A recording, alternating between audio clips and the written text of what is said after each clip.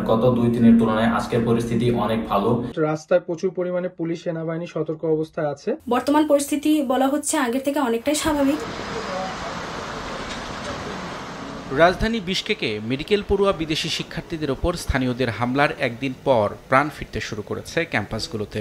তবে এখনও শঙ্কা নিয়ে ঘর থেকে বাইরে বের হচ্ছেন শিক্ষার্থীরা। গত 2 দিনের তুলনায় আজকের পরিস্থিতি অনেক ভালো এবং আমি নিজে বাইরে গেছিলাম, রাস্তাঘাট সবকিছু ঠিক আছে। এদেশের সরকার পরিস্থিতি কন্ট্রোলে আনতে সক্ষম হয়েছে। রাত 12টা থেকে এখন পর্যন্ত কোথাও কোনো বাঙালি, পাকিস্তানি, ইন্ডিয়ান হামলার শিকার হয়নি। ইভেন্ট রাস্তায় প্রচুর পরিমাণে পুলিশ সেনাবাহিনী সতর্ক অবস্থায় আছে। বর্তমান পরিস্থিতি বলা হচ্ছে আগের থেকে অনেকটাই স্বাভাবিক। কালকে রাত থেকে কোনো ধরনের কোনো সংঘর্ষ বা মারামারি খবর এখন পর্যন্ত পাওয়া যায়নি।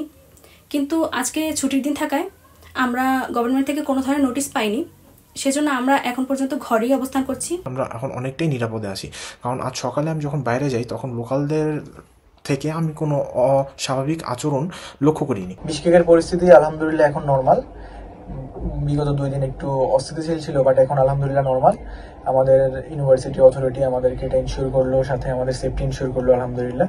তারা মিনিস্ট্রির সাথে বৈঠকের পরে সবকিছু নর্মাল হলো। নগদে 500 টাকা বা তার বেশি পেমেন্টে পেতে পারেন ঢাকায় জমিসহ 20 কোটি টাকার পুরস্কার।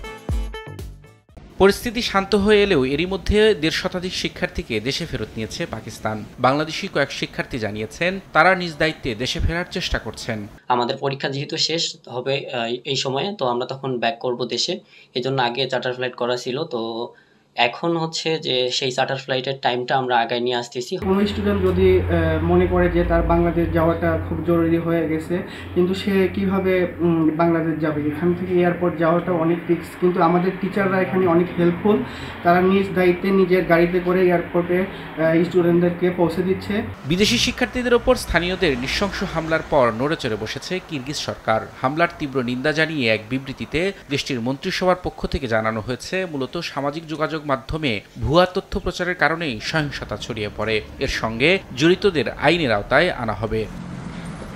তবে দেশটিতে অবস্থানরত বিদেশি শিক্ষার্থীরা বলছেন, এক নারী শিক্ষার্থীকে স্থানীয়দের উত্ত্যক্তের প্রতিবাদ করায় সংঘাতের সূত্রপাত। এরপরই গুজব ছড়িয়ে পড়লে বিদেশি শিক্ষার্থীদের উপর একজোট হয়ে হামলা চালায় স্থানীয়রা।